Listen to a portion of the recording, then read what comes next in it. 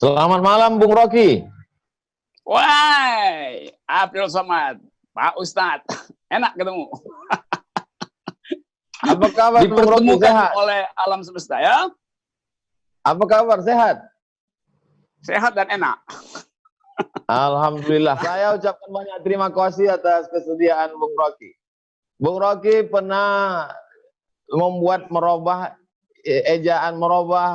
singkatan nama saya menjadi Ustadz Akal Sehat. Iya, dan sekarang kita bertemu. Itu artinya akal pasti ketemu akal. Dengkul pasti ketemu dengkul gitu. Apa standar akal sehat bagi Bung Rocky? Standar pertama tidak menipu, tidak deception, tidak mengalihkan isu dengan cari-cari alasan. Itu standar dari akal sehat. Jadi kalau ada orang yang suka buang badan, nggak mau bertanggung jawab terhadap kebijakan, itu pasti akalnya didengkul gitu. Karena dengkul lebih mudah berpindah-pindah tuh kan. Kalau kesenggol kan dengkulnya bisa, tempurungnya bisa pindah. Karena itu akal ditaruh di kepala supaya dia lurus gitu.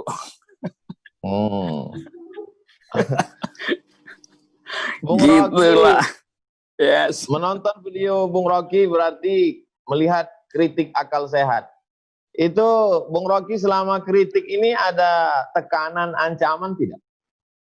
Oh iya, banyak juga yang nonton video saya bukan buat lihat akal sehat saya, tapi menunggu saya buat delik lewat video itu. Itu banyak yang menunggu saya kepleset di dalam video lalu diubah jadi delik. Nah, itu bahayanya tuh. Jadi mudah-mudahan Ustadz Somad juga diperlakukan semacam itu. Saya ingin diperlakukan semacam itu. Jadi ada orang yang nunggu delik dari ucapan Ustadz Somad. Karena lebih banyak orang yang mau menunggu delik daripada menunggu akal sehat. Itu sebetulnya problem kita begitu. Mereka yang menunggu delik ini masuk kelompok mana ini? Itu masuk partai buzzer sejahtera itu. Karena mereka jadi sejahtera dengan jadi buzzer gitu. Ngelaporin orang, lalu dapatlah amplop. Tergantung kualitas buzzer, ada yang tebal, ada yang tipis. Ketika buzzer mengkritik ulama, mungkin follower ulama tidak begitu banyak di dunia maya. Ketika buzzer menyerang kritikus atau ya seperti Bung Rocky Gerung, mungkin tidak sebesar viewer, follower komika, karena mereka artis, mereka banyak pengikut, banyak. Apa yang terjadi sebenarnya? Buzzer itu kan dia seharusnya paling nggak dia mampu bikin klasifikasi siapa yang efektif untuk diserang itu. Kalau dia pakai otak, dia serang satu toko akarnya, maka pohonnya goyang, pohonnya rubuh, dahannya kering, lalu daunnya gugur. Ini dia serang daun, akarnya masih kuat. Kan itu buzzer yang nggak punya IQ kan. Jadi dia capek serang kiri kanan, dia serang ulamanya diamin aja tuh, nggak terganggu dengan soal-soal begituan. Dia sering kritikus, ya kritikus juga anggap ini ngapain ngeladenin buzzer. Akhirnya dia sering komika, yang adalah daun itu. Dan nyerang daun itu percuma karena daun itu bergoyang. Kalau dia serang akar, buzzer ini menyerang akar, bisa pohon itu tumbang. Tapi kalau nyerang daun, itu komika makin senang tuh. Dia akan berbalik lagi tuh. Daun itu lentur karena itu nggak begitu diserang, ya udah dia melambai-lambai aja si buzzer, pusing. Bung Rocky, ya. apa yang dialami oleh Habib Rizik? Apa yang dialami oleh Habib Rizik? Satu sisi merupakan pukulan terhadap ulama yang berani menyuarakan sesuatu. Apakah yang dialaminya itu bisa membungkam semua orang untuk berkata? Buktinya begitu Habib Rizik dihalangi, mulut Habib Rizik langsung berkembang dia melalui mulut mak-mak, mulut intelektual, mulut mahasiswa, mulut BEM, segala macam. Jadi percuma, karena kalau seseorang penguasa ingin membungkam mulut seseorang, maka si penguasa harus punya surplus moral untuk memperlihatkan bahwa dia lebih bermoral, dia lebih mengetahui keadaan, baru orang percaya. Kan Habib Rizik dibungkam karena soal moral sebetulnya. Loh itu urusan privat Habib Rizik. Jadi kalau Habib Rizik mengkritik kekuasaan lalu dihubungkan bahwa dia punya defect di dalam kehidupan pribadi, itu kan curang kan, itu kan tidak fair. Sama seperti kalau saya misalnya mengkritik kekuasaan atau Said Didu mengkritik kekuasaan, siapa lagi mengkritik kekuasaan, lalu dipersoalkan oleh buzzer, dia ini begini. Itu nggak ada urusan dengan apa yang dia kritik. Dia mengkritik urusan publik. Urusan privat dia jangan dikaitkan di situ. Itu berarti kalau orang punya rahasia pribadi nggak boleh kritik kekuasaan. Ya di situ sumber dari akal dungunya tuh. Nah, itu yang sekarang pemerintah sibuk kan. Begitu ada seseorang mengkritik, seorang tokoh mengkritik, pemerintah segera menyewa buzzer supaya bongkar kehidupan privatnya tuh. Maka dibongkar panjang lebar tuh. Nah, kenapa buzzer bisa membongkar itu? Karena buzzer-buzzer yang dipiara negara ini itu banyak yang mantan wartawan. Wartawan dungu butuh uang jadi buzzer. Banyak yang mantan dosen. Dosen yang dungu butuh uang jadi buzzer. Banyak yang mantan LSM. LSM dungu butuh uang jadi buzzer. Jadi mereka tahu profil tokoh-tokoh tuh. Buzzer ini bukan orang yang nggak tahu biografi orang. Mereka juga dulu adalah orang-orang yang bergaul secara dekat dengan orang-orang yang sekarang lagi dia bully. Kan itu soalnya kan. Jadi kalau kita tanya kok buzzer sekarang sedang nonton juga. Oh, pasti lebih banyak yang nonton nih. Saya pasti selalu merasa begitu, karena itu saya hina-hina aja mereka di sini sekarang kan, karena saya tahu mereka lagi nonton. Berarti itu salah sendiri.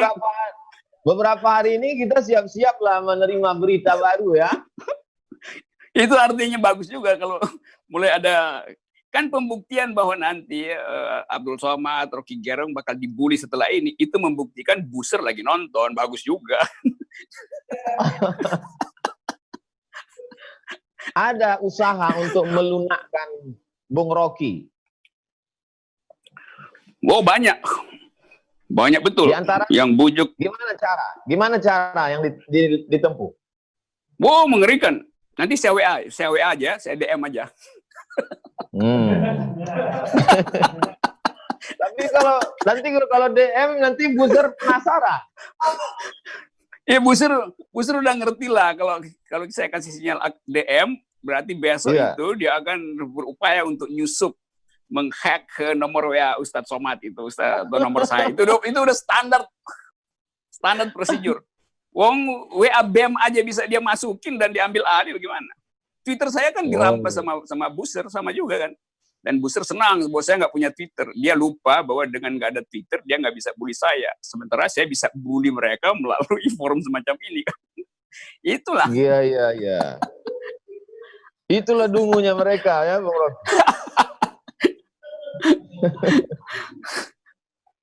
Apa itu istilahnya? Mungkin apa sebetulnya dosa besar? Apa sebetulnya dosa besar Habib Rizik sehingga dihabisi buzzer? Loh, Habib Rizik itu nggak ada dosa politik. Kan dia kritik politik, lalu dihubungkan dengan dosa-dosa privat. Yang ada urusan apa? Dosa privat itu urusan Habib Rizik dengan akhirat. Nggak ada hak buzzer atau kekuasaan untuk menilai seseorang selain hubungan dia dengan sesuatu yang dia anggap dia akan bertanggungjawabkan nanti kan. Tapi orang menganggap bahwa itu adalah kriminal segala macam itu. Sehingga seluruh dunia bahkan dikirimi notifikasi Interpol untuk soal yang ajaib gitu kan.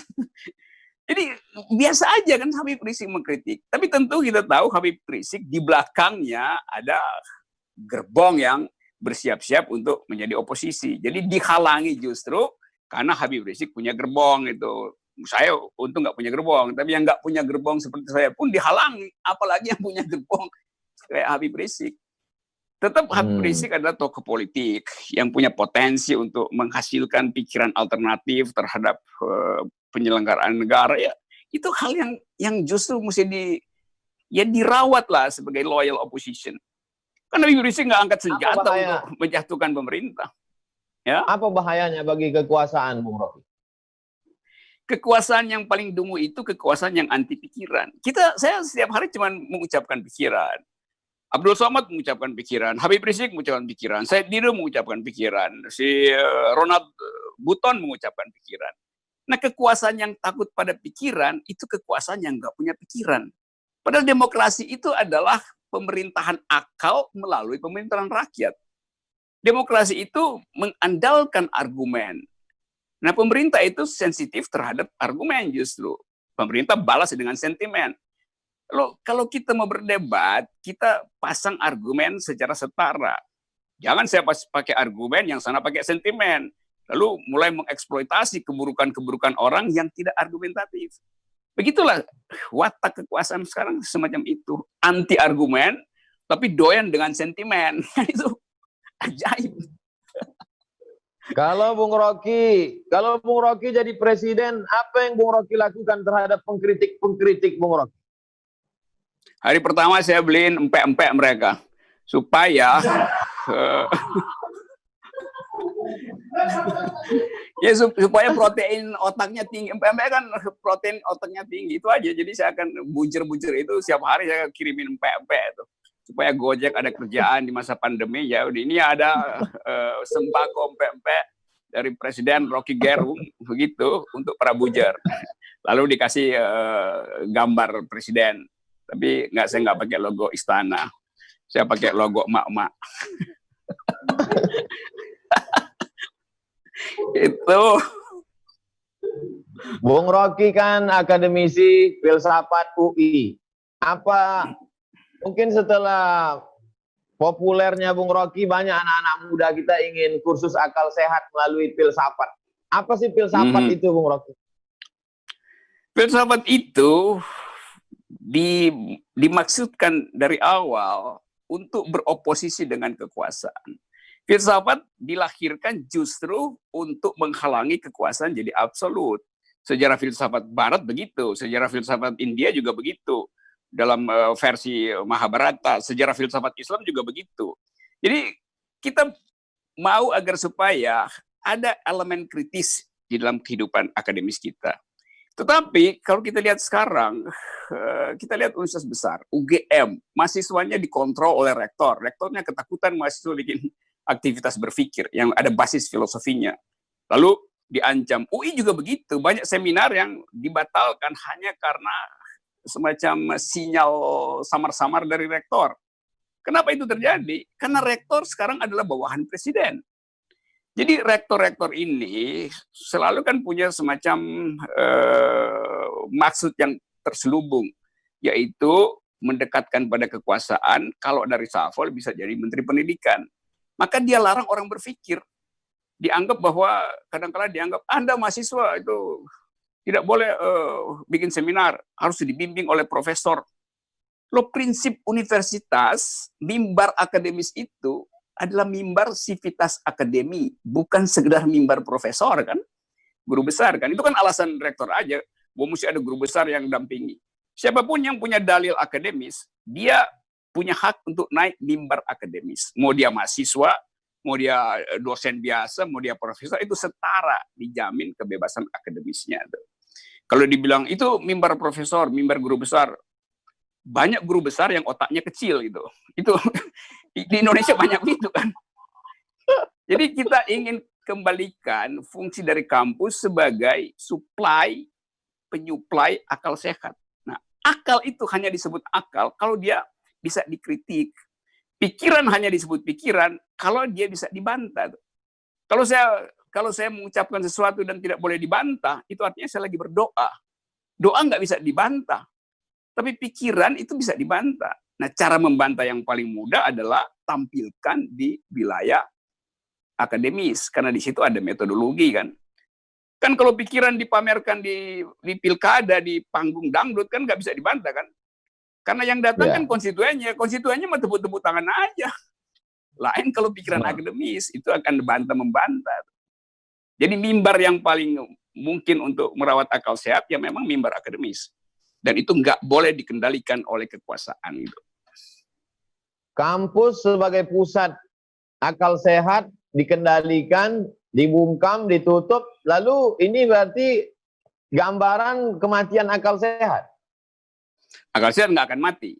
dia dimatikan di kampus, dia akan cari gorong-gorong baru yang namanya webinar semacam ini, yang namanya YouTube. Saya perhatikan begitu kampus ditutup, dosen-dosen pada bikin YouTube baru tuh, dan semuanya adalah menghajar kekuasaan.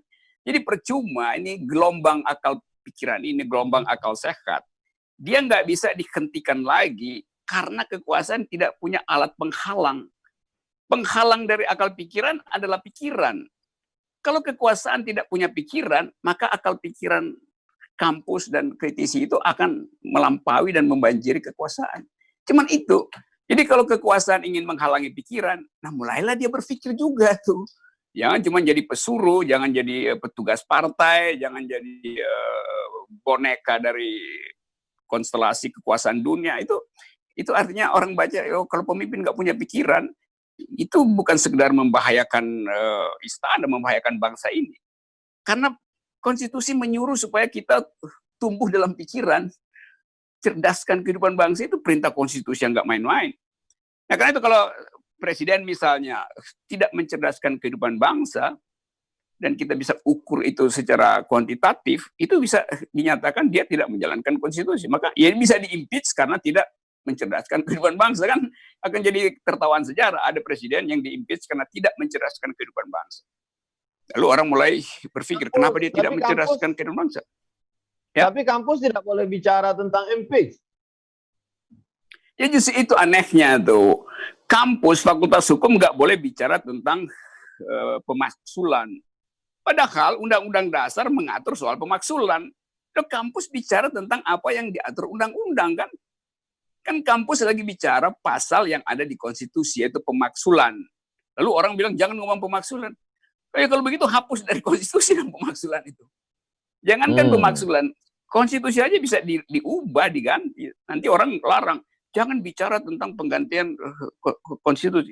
Loh, konstitusi bilang di pasal 37, saya bisa diubah. Syarat-syarat pengubahan, ada presentasi, sidang, keputusan. Konstitusi sendiri memberi peluang dia untuk diubah. Sekarang kekuasaan melarang itu. Kan itu ajaib cara berpikirnya tuh. Apa yang mesti dilakukan supaya kita kembali menjadi bangsa yang bermartabat, yang berakal sehat? Tapi mesti dilakukan langkah-langkah apa aja, Bung Rocky? Langkah pertama, karena demokrasi macet kan diterangkan oleh Freedom House, oleh researcher dari luar negeri, bahwa demokrasi dalam masa kepemimpinan Jokowi adalah demokrasi yang paling buruk. Lalu istana mulai membantah, nggak begitu. Kita udah bikin survei bahwa ternyata demokrasi kita tumbuh dengan baik. Loh, kok bisa kita percaya pada survei internal? Kan kita nggak bisa percaya pada auditor internal kan? Di dalam akuntansi yang boleh ngomong itulah auditor eksternal, bukan auditor dalam perusahaannya sendiri. Tuh. Jadi kalau kita tanya ke pejabat-pejabat komunikasi di istana, dari mana Anda dapat kesimpulan bahwa demokrasi bertumbuh di zaman Jokowi? Ya pasti dia bilang ini survei. Oh ya bisa, itu benar kalau respondennya adalah buzzer. Itu baru benar. Tapi ini luar negeri menerangkan itu. Jadi dalam keadaan tidak ada ukuran, atau ada ukuran tapi dibantah oleh kekuasaan, maka demokrasi mesti dirawat di luar wilayah kekuasaan. Itu yang disebut sebagai, dulu ada istilah parallel polis, waktu Eropa Timur mengalami transisi ke demokrasi di bawah pimpinan Václav Havel. Václav Havel menerbitkan yang dulu disebut pamflet samizdat itu di bawah tanah, atau Ayatollah Khomeini memproduksi kaset-kaset revolusi tentang keadilan lalu diselundupkan masuk ke dalam publik Iran pada waktu itu. Itu yang disebut sebagai paralel politik. Jadi politik yang membayang-bayangi politik kekuasaan. Nah sekarang di kita di mana letak politik pembayang-bayangan itu? Ya di dalam pembicaraan publik yang diam-diam, yang tidak terdeteksi lagi oleh kekuasaan. Di dalam politik mak-mak yang setiap hari begitu mulai ber-WA, mulai bergosip tentang kekuasaan. Jadi itu yang akan terjadi sebetulnya. Nah kita perkuat itu aja, karena itu juga jaringan demokrasi yang baik. Kita nggak percaya lagi statistik pemerintah, nanti tiba-tiba ada menteri atau Menko datang dengan gagah perkasa di depan podium menerangkan keadaan, nggak ada yang percaya. Karena aura keadilan itu udah hilang. Mulai dari soal pemilu yang diselenggarakan dengan cara yang tidak adil dan tidak jujur, keputusan yang dibuat malam hari, semua itu menimbulkan satu kesimpulan bahwa kekuasaan itu sedang menyembunyikan kejahatan. Jadi kita nggak bisa lagi tutup itu. Saya berupaya untuk berpikir terbalik, tapi akhirnya kita tahu bahwa ada akal sehat publik yang nggak bisa dikoordinasikan lagi, sehingga dia akan punya cara sendiri untuk mencari outlet. Yang bahaya kalau outlet itu akhirnya tumbuh menjadi rasisme, tumbuh menjadi konflik horizontal. Nah itu bahayanya tuh. Kita sebagai orang yang berupaya untuk merawat opini publik, Pak Abdul Somad, saya, mereka yang sekarang lagi persekusi, selalu berupaya menjaga jangan sampai keresahan publik ini, social unrest ini tumpah menjadi pertengkaran primordial. Itu bahayanya tuh. Kalau pertengkaran politik itu biasa, tapi kalau pertengkaran primordial dia akan dieksploitasi oleh para penunggang kekuasaan, baik dalam negeri maupun luar negeri. Itu saya kira itu poin bijak yang bisa kita sampaikan pada publik. Saya ada pertanyaan yang cukup serius, Bung Rocky. Oke. Apa sih rasanya jadi dosen Dian Sastro? Ini pertanyaan yang paling membahagiakan karena diucapkan oleh seorang ustadz. Kalau wartawan gampang. Pertanyaan saya, mengapa pertanyaan itu harus dikhususkan ditanyakan oleh Ustadz Abdul Somad? Oke. Dian, ya orang selalu tanya itu kenapa, apa yang spesifik pada Dian Sastro? Enggak ada yang spesifik sebetulnya.